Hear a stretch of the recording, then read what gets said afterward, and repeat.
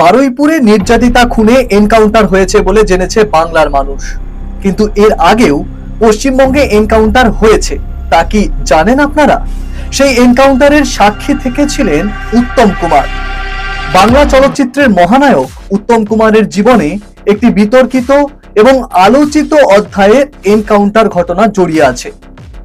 1971 সালের নকশাল আন্দোলনের সময় কলকাতার ময়দানে নকশাল নেতা সরোজ দত্তের এনকাউন্টার হয়েছিল। মহানায়ক উত্তম কুমার তা জানলেন কিভাবে?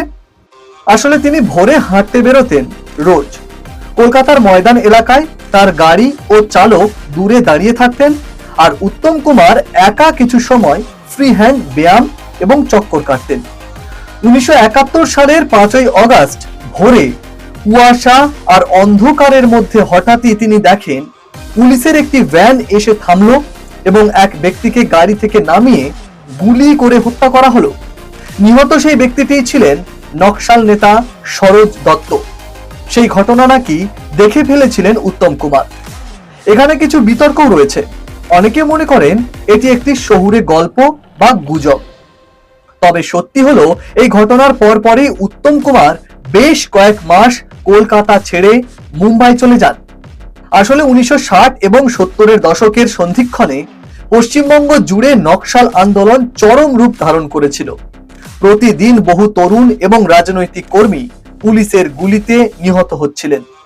সরোজ দত্ত ছিলেন ভারতের কমিউনিস্ট পার্টি মার্ক্সবাদী লেনিনবাদী বা সিপিআইএমএল এর রাজ্য সম্পাদক, একাধারে তীক্ষ্ণ বুদ্ধিসম্পন্ন সাংবাদিক এবং কবি। 1971 সালের 4 অগাস্ট রাতে কলকাতার একটি গোপন আস্তানা থেকে পুলিশ তাকে গ্রেপ্তার করে, কিন্তু সরকারি খাতায় বা পুলিশ রেকর্ডে তার এই গ্রেপ্তারের কোনো উল্লেখ ছিল না, অর্থাৎ তাকে আইনত নিখোঁজ দেখানো হয়। নকশাল নেতার এনকাউন্টারের ঘটনাটি সম্ভবত উত্তম কুমারকে বিচলিত করেছিল। পশ্চিমবঙ্গের রাজনীতির জন্য সেটি ছিল এক কঠিন সময় এবং সেই সময়ে বিচার বহির্ভূত হত্যাকাণ্ড ব্যাপক আকার ধারণ করেছিল। এই কিংবদন্তি অভিনেতার তারকা খ্যাতি হয়তো তাকে মুখ খুলতে বাধা দিয়েছিল। শোনা যায় উত্তম কুমার অনেক দিন পর মাতাল অবস্থায় তার কিছু ঘনিষ্ঠ বন্ধুকে সেই মর্মান্তিক ঘটনাটি বর্ণনা করেছিলেন। এই ভিডিওটা কেমন লাগলো তা অবশ্যই কমেন্টে আমাদের জানান।